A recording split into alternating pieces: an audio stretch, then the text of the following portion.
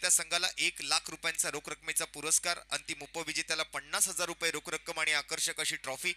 आणि त्यामध्ये आपण जर पाहिलं तर ही स्पर्धा जी आहे 12 संघांमध्ये खेळवली जाते, ज्यामध्ये 8 खुल्या गटातील संघ आणि त्यामध्ये 4 40 वर्षावरील मात्र लेजेंडरी प्लेयर्स, दिग्गज खेळाडूंचे 4 संघ आपण पाहतोय. त्यांचा खेळ मात्र सुरू आहे आणि पहिला हाफ, आणि या पहिल्या 4 संघांमधून मात्र एक संघ जो आहे तो नेक्स्ट राऊंड साठी क्वालिफाय करेल. त्यामुळे आता मात्र ही जी लढत आहे एक निर्णायक लढत म्हणून या मॅच कडे पाहिलं जाईल.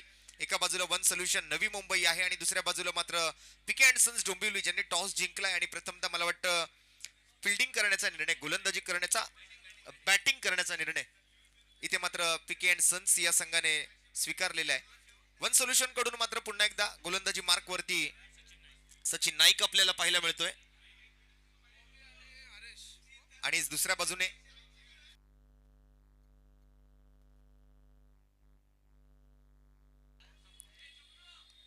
बॉबी आणि हरेश आपल्याला पाहायला मिळतोय. मी आपल्या 4ही संघांना विनंती करेन, जे 40 वर्षावरील संघ आहेत, आपल्या सर्वांना मी विनंती, आपल्या सर्वांसाठी आयोजकांच्या वतीने दुपारच्या जेवणाची व्यवस्था करण्यात आलेली आहे, त्यामुळे कोणी जायचं नाहीये. दरम्यान सचिन नाईकचा पहिला बॉल डिक्लेअर कडे जात असताना एकेरी धावेने मात्र सामन्याची सुरुवात झाली आहे. आमच्यासोबत गुणलेखक म्हणून आकाश यादव आमच्यासोबत जुळला गेलाय. सकाळच्या सत्रापासून आकाश अतिशय तंतोतंतचं गुणलेखन आम्हाला त्यांच्या माध्यमातून अनुभवायला मिळतंय, त्याबद्दल त्यांचेही धन्यवाद असतील. आणि दरम्यान आपल्या 4ही संघांना या ठिकाणी मी विशेष विनंती करेन की आपण कोणी कुठेही जायचं नाहीये. आयोजकांच्या वतीने आपल्या सर्व संघांना दुपारच्या जेवणाची व्यवस्था करण्यात आली आणि या वेळेला मात्र बॉल चाललाय लॉंग ऑन सीमारेषेच्या वरून, सीमारेषा पार, खणखणीत षटकार बॉबीच्या बॅटमधून. बॉबीने ओलांडली लॉबी असं म्हणावं लागेल हा फटका पाहिल्यानंतर. जबरदस्त स्ट्रेट बॅटेड स्ट्रोक पाहायला मिळाला. स्प्राइटची ऍडव्हर्टाइज सांगते सीधी बॅट नो बकवास, 6 धावा, षटकार येतोय. हाफ ट्रॅकर या वेळेला बॅटची टॉप एज घेतली आहे. बॅकफुट वर जाऊन थोडस जागा बनवून खेळण्याचा प्रयत्न होता, चेंडूला पुल करण्याचा प्रयत्न, ऑन साइडला ढकलण्याचा प्रयत्न, परंतु बॅटच्या वरच्या हिश्श्याला चेंडू लागून मात्र अगदी बॅटच्या स्टिकर जवळ बॉल लागला आणि बॉल पाठीमागे लॉंग स्टॉप रिझन मध्ये, जिथे आपण डोंगरीच्या राजाचा बॅनर पाहू शकाल, त्याचबरोबर उमरखाडीच्या राजाचा बॅनर तुम्ही पाहू शकाल. या सँडस रोड आणि डोंगरी परिसरातील, उमरखाडी परिसरातील 2 नावाजलेली मंडळ. दरम्यान इथे मात्र स्वतःचा बॅलन्स घालवलाय, परंतु बॅट आणि बॉल मधला बॅलन्स बनवून आणलाय, परंतु डिक्लेअर मध्ये जाईल बॉल ओव्हर दी एक्स्ट्रा कव्हर.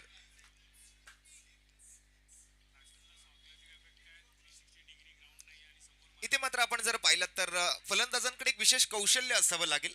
या मैदानामध्ये एक वेगळं एफर्ट्स तुम्हाला या ठिकाणी लावावं लागेल. जर तुम्हाला षटकार हवा असेल तर समोर खेळावं लागेल, फक्त समोर. आजूबाजूला आपल्याला कुठेही षटकार मिळणार नाहीये. त्यामुळे ज्या वेळेला एका चेंडूत 6 धावा असा सामना असेल ना, त्यावेळेला मात्र फलंदाजावर एक वेगळी जबाबदारी असणार आहे, वेगळे एफर्ट्स त्या ठिकाणी फलंदाजांना लावावे लागणार आहेत.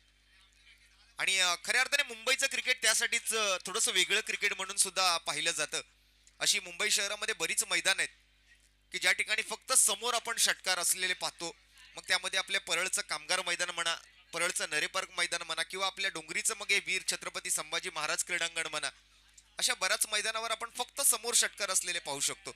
दरम्यान इथे मात्र आपण जर पाहिलं तर सिंगल आली आहे, एकेरी धाव मात्र त्या ठिकाणी मला वाटतं थोडीशी दुखापत फलंदाजाच्या पायाला झालेली दिसतीये. बेअरफूट मात्र फलंदाजी करत होते आणि नॉन स्ट्रायकिंग एंडच्या दिशेने जर आपण पाहिलं तर बॅटिंग जिथे आपण करताय स्ट्राईक कडे मात्र सिमेंट विकेट आहे, परंतु बॉलिंग साईडला जर आपण लक्ष टाकाल, जो बॉलिंग विकेट आहे त्याच्या आजूबाजूला बराच चिखल आहे, त्यामुळे तिकडे बारीक बारीक दगडी सुद्धा असू शकतील. त्यामुळे फलंदाज धावत असताना मात्र थोडस काळजीपूर्वक धावणंही त्यांच्यासाठी खूप गरजेचं आहे, अन्यथा मात्र एखादी दुखापत होण्याची शक्यता सुद्धा आपण नाकारू शकणार नाही. दरम्यान पुन्हा एकदा मात्र ही सूचना आपल्या सर्व संघांना आहे की आपल्याला सर्वांसाठी आयोजकांच्या वतीने दुपारच्या जेवणाची व्यवस्था करण्यात आलेली आहे, त्यामुळे आपण कोणीही कुठेही जायचं नाहीये. जे पराभूत ठरलेले संघ आहेत त्यांना सुद्धा आपल्याला मी विनंती करेन की आपण कुठेही जाऊ नका, आपल्या सर्वांसाठी मात्र त्या ठिकाणी दुपारच्या जेवणाची व्यवस्था करण्यात आलेली आहे. दरम्यान स्कोर कडे थोडंसं लक्ष टाकूया. सामना थोड्या वेळेसाठी थांबलाय, तोपर्यंत मात्र स्कोर जर आपण पाहिलं तर धावफलकावरती ही आलेली एकेरी धाव आपण पाहिल्यानंतर संघाचं धावफलक मात्र जाऊन पोहोचलंय. या ओव्हर मधून आपण जर पाहिलं तर एक षटकार आलेला आपण बघितला होता आणि त्याचबरोबर 3 सिंगल 1 दुहेरी धाव अशा एकूण 12 धावा स्कोरबोर्ड वरती असलेल्या तुम्हाला पाहायला मिळतील. दरम्यान सचिन नाईकचं पहिलं षटक इथे समाप्त झालेलं आपण पाहिलं. शेवटच्या बॉलवर एकेरी धाव घेत असताना बॉबीला थोडीशी दुखापत झाली, त्यामुळे सामना थोड्या वेळासाठी थांबला. परंतु आता मात्र पुन्हा एकदा बॉबी फिट आहे आणि स्ट्राईकवरही असेल. बॉलिंग मार्कवरती मात्र सज्ज होताना आपल्याला पाहायला मिळतोय दत्ता. या अगोदरच्या मॅच मध्ये मात्र दत्ताने जबरदस्त बॉलिंग केली होती. अतिशय दोन महत्वाचे विकेट त्याने मात्र पटकावले होते पहिल्या सामन्यामध्ये आणि पहिल्याच चेंडूवरती मात्र त्याने विकेट पटकावून आपल्या टीमला ब्रेक थ्रू मिळवून दिला होता. राज सर मात्र आमच्यासोबत चर्चा करतायत वारंवार. मात्र नक्कीच त्यांचं एक बारीक लक्ष आहे या स्पर्धेवरती किंवा आपल्या चालू असलेल्या टीमच्या मॅच कडे, की कोणता खेळाडू कशी कामगिरी करतोय आणि त्यामध्ये काय बदल व्हायला हवा. पुन्हा एकदा सरळ बॅटनं खेळण्याचा प्रयत्न होता, परंतु बॅटची इनसाइड एज आणि डिक्लेअर मध्ये चाललाय चेंडू. बॉबीला आज संधी दिली आहे. बॅटिंग लाईनअप मध्ये मला वाटतं थोडासा बदल केलाय या वेळेला, कारण अगोदरच्या दोन्ही मॅचेस मध्ये आपण जसं पाहिलं होतं अजयने बॅटिंग चांगली केली, त्यानंतर आता मात्र बॉबीला थोडीशी संधी दिली आहे. हाफ ट्रॅकर होता, पुन्हा एकदा बॅटची टॉप एज घेतोय. पुरंदर चषक, रबर बॉल क्रिकेट लीग स्पर्धा, त्या बॅनरवर जाऊन मात्र बॉल आदळलाय. अशा मैदानावरती मात्र गोलंदाजांचा कल मात्र हाफ ट्रॅकर गोलंदाजी करण्यावर जास्त असतो, जास्त भर दिलं जातं. कारण आपण जर पाहिलं तर स्क्वेअर ऑफ द विकेट किंवा ऑफ साईडला कुठेही आपण मोठे फटके खेळू शकणार नाही. समोर जर खेळलात तर षटकार आहे, त्यामुळे फुलर लेनचे बॉल जे आहेत स्पेशली जे आहेत ते थोडेसे कमी हाताळण्याचा प्रयत्न गोलंदाज करत असतात. या वेळेला मात्र पुन्हा एकदा त्याच पद्धतीने खेळण्याचा प्रयत्न. इथे आपण बरेच गोलंदाज पाहतोय मगासपासून राज सर, की बॅकफुटवर जाऊन चेंडूला समोर पंच करायचा प्रयत्न करतायत. आणि रबर बॉल क्रिकेटची ही खासियत राहिली आहे की रबर बॉल क्रिकेटमध्ये तुम्हाला जास्त ताकद लावावी लागत नाही. चांगलं टायमिंग जर तुम्ही केलात ना तर तो बॉल अगदीच सहजतेने सीमारेषेच्या बाहेर तुम्ही पाठवू शकता. आणि रबर बॉल क्रिकेट आणि लेदर बॉल क्रिकेटमध्ये बरंच साम्य तुम्हाला पाहायला मिळू शकेल. ज्या पद्धतीचं टायमिंग तुम्हाला लेदर बॉल मध्ये करावं लागतं, या वेळेला मात्र हवेमध्ये हरकत करतोय बॉल. हलकासा आउट स्विंगर पाहायला मिळाला. लेदर बॉल क्रिकेट जे आहे ते पावसात आपण पाण्यामध्ये खेळू शकत नाही किंवा सिमेंट विकेटवरही ते खेळू शकत नाही, म्हणून त्याचाच पर्याय म्हणून मुंबईकरांनी हे रबर बॉल क्रिकेट आपण सुरू केलंय. आता मात्र आपण जसं पाहतो पावसाळ्याच्या दिवसामध्ये डॉक्टर एच डी कांगा यांची जी पावसाळी क्रिकेट स्पर्धा होते त्याच्या माध्यमातून आपण लेदर बॉल क्रिकेट पाहतो. आणि दरम्यान व्हाईट बॉलचा इशारा पंचांकडून.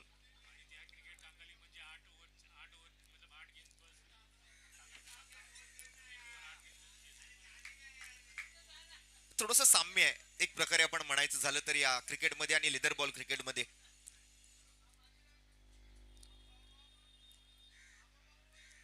अँगल बनवत मात्र या वेळेला बाहेरच्या बाजूला चेंडू निघतोय. बॅटची मात्र लीड घेतोय. वारंवार मात्र समोर खेळण्याच्या प्रयत्नामध्ये बॉबी बघायला मिळाला या ओव्हर मधून. दत्ताने मात्र संधी दिली नाही. दत्ताने एक चांगली ओव्हर टाकली असं म्हणावं लागेल. आपलं कौशल्य त्याने दाखवलं. जास्तीचा भर दिला तो मात्र हाफ ट्रॅकर गोलंदाजी करण्यावर आणि गोलंदाजीतून एक चांगलं नियंत्रण बघायला मिळालं दत्ताच्या गोलंदाजीमध्ये. टप्प्यावरती खूप चांगलं नियंत्रण, वेगावरती खूप चांगलं नियंत्रण, लाईन लेंथ वरती जास्त लक्ष त्याने केंद्रित केलं. वेग जास्त वाढवण्याचा प्रयत्न त्यांनी केला नाही.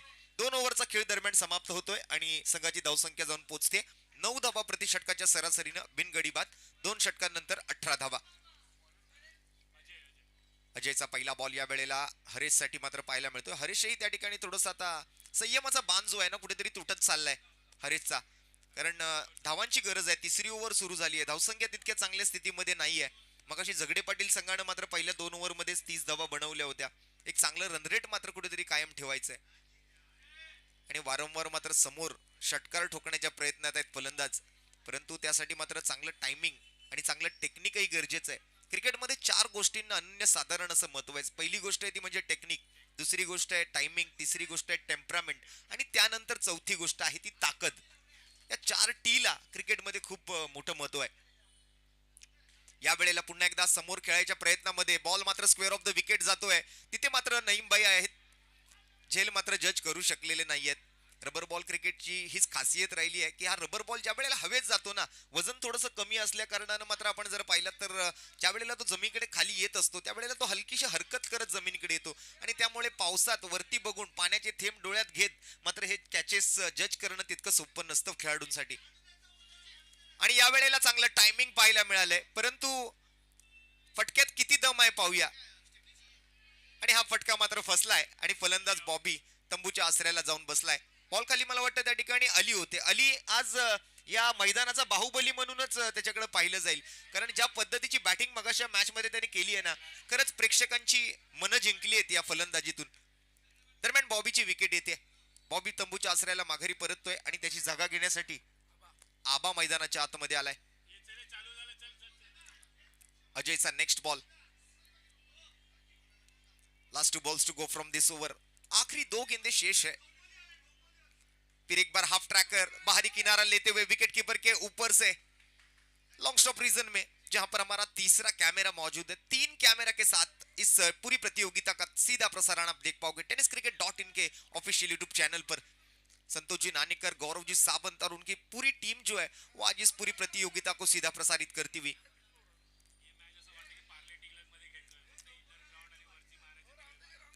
बिल्कुल राज सर हमें याद दिलाते हुए पार्ले टिलक का जो टूर्नामेंट होता है, जैसे कि पीछे चौके छक्के लगाने का मौका आपको टेरेस पर, जहां पर तो कुछ उसी प्रकार का ये जो टूर्नामेंट है वो आपको देखने मिलेगा.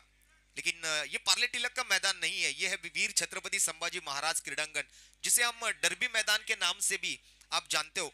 कि बाजू में ही देखोगे तो डर्बी सिनेमा है, अर्थात प्रीमियर गोल्ड, जो कि डर्बी सिनेमा के नाम से बहुत ही प्राचीन नाम यहाँ पर आपको देखने मिलेगा.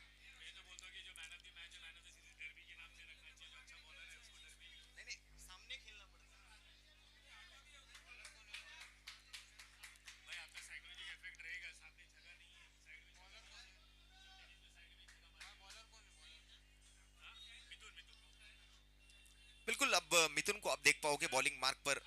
हरीश सीधे बैट से खेलना चाहते थे इस बार, लेकिन you miss and I will definitely hit. Leg stick पर जाकर टकराने वाली गेंद. बिल्कुल विकेटों का वहां पर निशाना साधा मिथुन ने. विकेट छटकाई हरीश की और एक झटका दिया. और टीम के स्कोर की अगर बात करें तो मात्र 21 run team K score card per. 21, just 21 runs in the end of 3.2 overs. नए बल्लेबाज आएंगे हरीश की जगह पर विक्रम. मिथुन की अगली गेंद और इस बार ऑफ स्टंप के कुछ ज्यादा ही बाहर डाली गई है मिथुन की गेंद. अंपायर ने अपने दोनों हाथ खुले. साजिद खान लाला वहां पर व्हाइट बॉल का इशारा दर्शाते हुए एक्स्ट्रा रन्स के लिए हमारी तरफ इशारा किया. अतिरिक्त रनों की भरमार. इस बार भी थोड़ा सा बैट से दूर रखना चाहते थे गेंद को, लेकिन वहां पर देखिए अब रनआउट का मौका बन सकता था. बाल बाल बचे विक्रम. अब आप नॉन स्ट्राइकिंग एंड की तरफ अगर जब दौड़ रहे हो तो ज्यादा तेज दौड़ नहीं सकते, क्योंकि वहां पर थोड़ी सी मिट्टी है, वहां पर थोड़ा सा पानी है, थोड़ा सा चीकड़ वहां पर जमा हुआ है. तो वहां पर दौड़ते हुए आपको थोड़ा सा सतर्क रहना होगा. और जिस तरफ गेंद गई थी, देखिए राजा मानलेकर सर वहां पर बैठे हुए, बिल्कुल अच्छा नियंत्रण है इस पूरी टूर्नामेंट पर उनका भी. इस बार डाउन द लेग साइड है तो जरूर अंपायर अपने हाथ खोलेंगे, इशारा करेंगे व्हाइट बॉल का और एक एक्स्ट्रा रन मिलेगी. अतिरिक्त रनों के साथ स्कोर आगे बढ़ता हुआ नजर आएगा. स्कोर कार्ड पर 24 रन 2 विकेटों के नुकसान पर. बहुत ही बढ़िया आयोजन आप देख पाओगे जुगनू जी और उनके सभी सहकारियों के माध्यम से. और इसी बीच एक आड़े बैट से खेला गया शॉट 2 रन के लिए. थोड़ी सी ऊंचाई कम पड़ी. टेरेस पर अगर जाती तो चौका मिलता. 2 ही रन मिले. खोदा पहाड़ और निकला चूहा.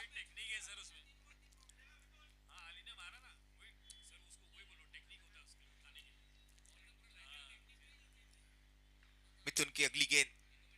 इस बार मौका था, बड़ा शॉट्स बना सकते थे, लेकिन शॉट सिलेक्शन जो था थोड़ा सा गलत साबित हुआ इस बार. एक्शन रिप्ले में आपने देखा होगा कि उन्होंने देखा कि ये बॉल मुझे सामने खेलना चाहिए था. बिल्कुल इस बार भी उसी प्रकार खेलने की कोशिश कर रहे थे, लेकिन गेंद और बल्ले के बीच उतना अच्छा संपर्क नहीं. डॉट बॉल के साथ ओवर नंबर 4 की, यानी कि इस पहली पारी की समाप्ति होगी. और पहले पारी के समाप्ति के बाद टीम का स्कोर कुल मिलाकर जाकर पहुंचा है 27 रनों पर. और यह मुकाबला जीतने के लिए one solution Navi Mumbai team को बनाने होंगे रन 28. आणि उद्याचा दिवस मात्र सँडोस रोड डोंगरी आणि आपल्या आजूबाजूच्या परिसरातील गणेश भक्तांसाठी मात्र एक आनंदाचा दिवस, उत्साहाचा दिवस आणि एक अभिमानाचा दिवस. कारण उद्या आपल्या सर्वांचा लाडका डोंगरीचा राजा मोरिया माझा येतो एका नवीन रूपामध्ये. चिंचबंदर सार्वजनिक गणेशोत्सव मंडळ अर्थात डोंगरीचा राजा मंडळाच्या गणपती बाप्पाचं, आपल्या डोंगरीच्या राजाचं उद्या भव्य आगमन आपण आपल्या भागामध्ये मात्र होताना बघणार आहोत. तर आगमन या सोहळ्यासाठी मात्र आपण सर्वांनी मोठ्या संख्येने उपस्थित राहून मात्र या भव्य आगमन सोहळ्याची शोभा वाढवायची आहे, अशी मात्र आग्रहाची विनंती आपल्या सर्व परिसरातील नागरिकांना आम्ही करतोय.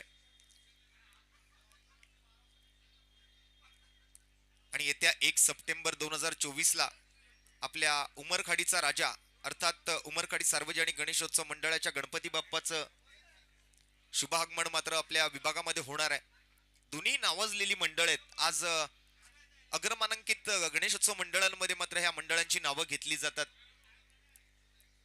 सुप्रसिद्ध अशी मंडळ आहे दक्षिण मुंबईतली.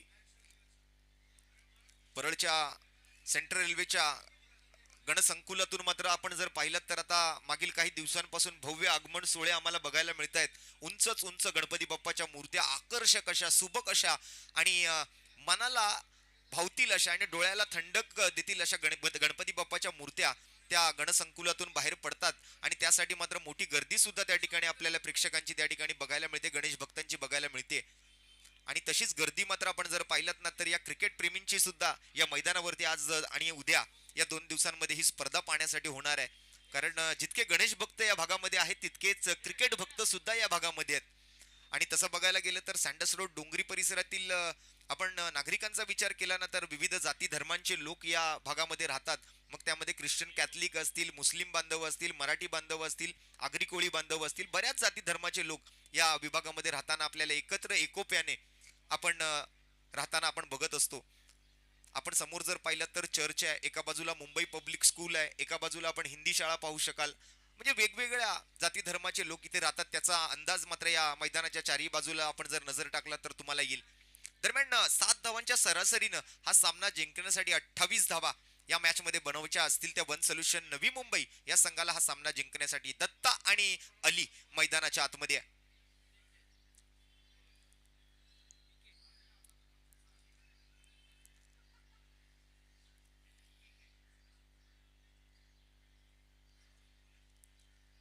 मॅचची होईल सुरुवात. मॅचचा मध्यानं मात्र आपण पाहिलंय. मॅचच्या उत्तरार्धामध्ये काय घडेल, काय बिघडेल, कोण जिंकणार, कोण हरणार, कशा पद्धतीने मात्र गोलंदाज स्ट्राईक घेतील आणि फलंदाज कशा पद्धतीने 28 धावांचा पाठलाग करतील हे पाहणं सुद्धा खूप महत्वाचं आहे या मॅच मध्ये. अप्रतिम अशी स्पर्धा. पुरंदर चषक नव्हे तर या स्पर्धेचं नाव धुरंदर चषक असं सुद्धा आपण घेऊ शकाल. कारण धुरंदर लेजेंडरी अगदी दिग्गज खेळाडूंचा हा जो खेळ आहे तो आपण सकाळच्या सत्रापासून बघतोय. यानंतर आपण 4 संघ असे पाहणार आहोत मुंबई आणि महाराष्ट्रातील, संपूर्ण भारतातील व्यावसायिक गटातील आपण 4 संघांचा खेळ सुद्धा साखळी फेरीतून बघणार आहोत. आणि आमच्या राज सरांचं असं काही म्हणणं आहे की ज्यांना 50+ ची सुद्धा एखादी स्पर्धा या मैदानामध्ये व्हायला हवी. 40+ सोबत 50+ खेळाडूंना सुद्धा या ठिकाणी संधी दिली जावी. आणि मला वाटतं पुढच्या वर्षी आयोजकांचा प्रयत्न असेल की 50+चा सुद्धा 4 संघांचा खेळ कुठेतरी आम्ही या स्पर्धेदरम्यान खेळवण्याचा प्रयत्न नक्कीच करू. पहिला बॉल आहे या वेळेला मात्र स्क्वेअर ड्राईव्हचा फटका पाहायला मिळतोय दत्ताच्या बॅटमधून. राजा मांदलेकर सर त्या ठिकाणी मात्र खुर्चीवर बसून या मॅचवर नियंत्रण ठेवण्यात, लक्ष ठेवण्यात खूप चांगलं आयोजन आणि त्या आयोजनाला मात्र त्यांचं विशेष सहकार्य आमचे भूषणजी राऊत आज आमच्या व्यासपीठाच्या खालच्या बाजूला उपस्थित आहेत. त्यांचं सुद्धा खूप चांगलं आयोजन आम्ही पाहिलंय स्वातंत्र्यता चषकाच्या माध्यमातून. परंतु काही कारणास्तव ती स्पर्धा यावर्षी होऊ शकली नाही. परंतु त्याच स्पर्धेला सहकार्य आज आपण जर पाहिलं तर म्हणून पुरंदर चषकाला सुद्धा भूषणजींचं खूप चांगलं योगदान आहे, खूप चांगलं सहकार्य आहे. त्याचबरोबर आमचे सनीभाई असतील, आमच्या व्यासपीठावर आमची बरीच मित्रमंडळी या ठिकाणी उपस्थित आहे, त्यांचं सगळ्यांचं खूप चांगलं सहकार्य आहे.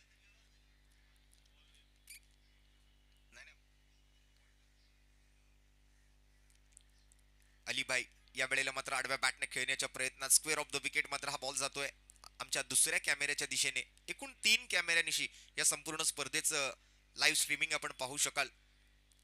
अगदी crystal clear, neat and clean असं थेट प्रक्षेपण. आणि आमच्या कॅमेरावरचं खूप कौतुक मात्र प्रेक्षक नेहमीच करत असतात tenniscricket.in. या वेळेला जबरदस्त फटका आहे दत्ताच्या बॅटमधून, परंतु खोदा पहाडावर निकला चुहा.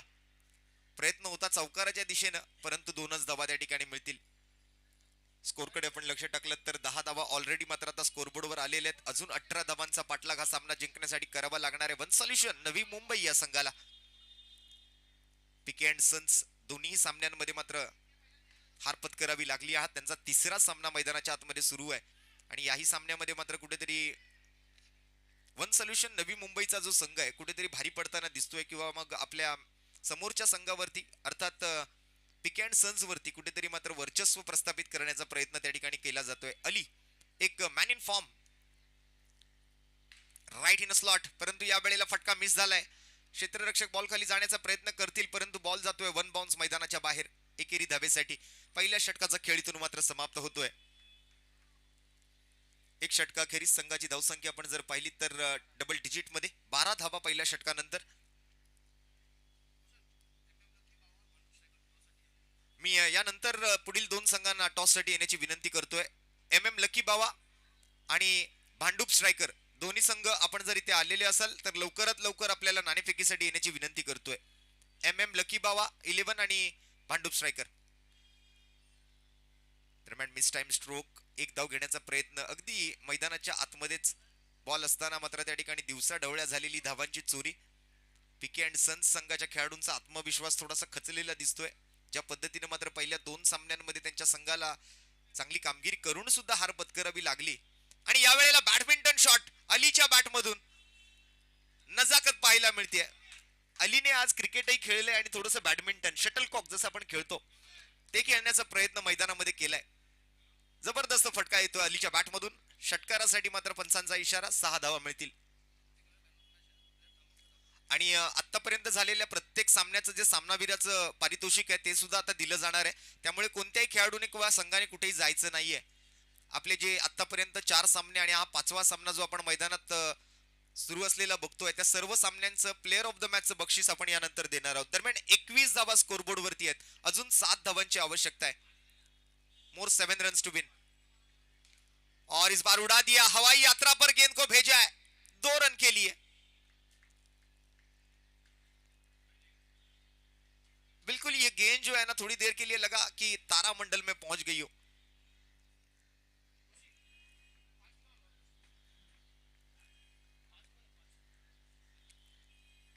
इस बार देखिए अलग अंदाज से खेलने का प्रयास था, फुटवर्क बहुत बेहतरीन, लेकिन दत्ता दत्ता वहां पर थोड़ी सी जल्दबाजी करते हुए, जीत की थोड़ी जल्दी लगी है दत्ता को और अली को भी. वैसे देखा जाए अली ने भी कुछ अलग करने का प्रयास वहां पर किया, हल्के हाथों से पुश करने का प्रयास था. देखिए बचावात्मक अंदाज, बिल्कुल बचावात्मक अंदाज, और यहां पर पुश करे और खुश रहे, कुछ उस प्रकार का ये समीकरण होगा दत्ता और अली के बीच. और हर मैच के लिए देखिए एक आकर्षक ब्लूटूथ हेडफोन आपको दिए जाएंगे. बोट स्पोर्ट्स बोट का ये जो आकर्षक ब्लूटूथ हेडफोन है हर मैच के प्लेयर ऑफ द मैच को दिया जाएगा. चंद्रयान 3 120 घंटे की कैपेसिटी है और इस बार लॉफ्टेड शॉट बिल्कुल नो मैंस लैंड में गई है गेंद. कप्तान है वहां पर, सिंगल की मांग, वहां पर सिंगल पूरा भी किया जाएगा. Magnetic smart on off American technology का ये बोट स्पोर्ट का आकर्षक ब्लूटूथ हेडफोन दिया जाएगा और वो भी वारंटी के साथ. बिल्कुल बेहतरीन आयोजन आपको देखने मिलेगा. हर साल कुछ नया करने का प्रयास होता है जुगनू भाई का. अलग अलग किस्म के प्राइजेस होते हैं, जैसे कि अपने देखा ये जो बोट स्पोर्ट्स का आकर्षक ऐसा ब्लूटूथ हेडफोन आपको दिया जाएगा हर मैच के प्लेयर ऑफ द मैच के लिए. और बिल्कुल सचिन के हाथों में ये नया ओवर होगा, लेकिन मैच में अब सिर्फ और सिर्फ औपचारिकता बची है. और इस शॉट के साथ चलिए देखते हैं कहां गई है गेंद. फील्डर आएंगे बॉल के नीचे लेकिन नहीं कर पाए जज. स्कोर की अगर बात करें तो अब टीम का स्कोर 26 रनों पर जाकर पहुंचा है, यानी कि 2 रनों की आवश्यकता होगी यह मुकाबला जीतने के लिए. अली होंगे स्ट्राइक पर.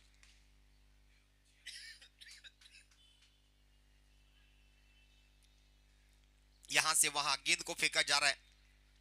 स्कोर अब लेवल हो चुका है, लेकिन कंपलसरी चेस का रूल है तो 1 रन बनाना बहुत जरूरी होगा वन सोल्यूशन नवी मुंबई के लिए.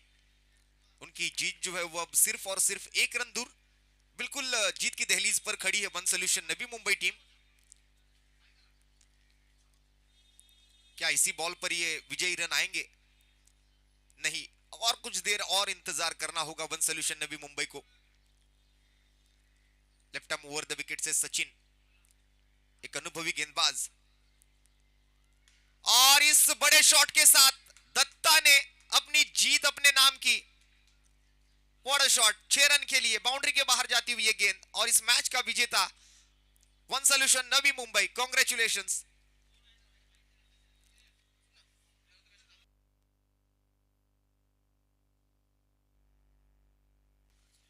मित्रांनो लक्षात घ्या, आपल्याकडे आतापर्यंत जितकेही सामने आता आपण या स्पर्धेतले खेळलेले आहेत, या प्रत्येक सामन्यामध्ये जो सामनावीराचा मानकरी पुरस्कार विजेता खेळाडू आहे, त्याला प्रत्येकाला आपण या ठिकाणी सामनावीराचा पुरस्कार देऊन सन्मानित करणार आहोत.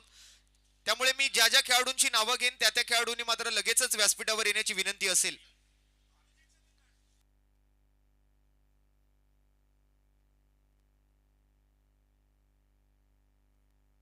विनंती असणार आहे, प्रत्येक खेळाडू ज्याने आतापर्यंत झालेल्या सामन्यांमध्ये महत्वपूर्ण कामगिरी केली आहे त्याला सामनावीराचा आपण आकर्षक असा पुरस्कार देऊन सन्मानित करणार आहोत.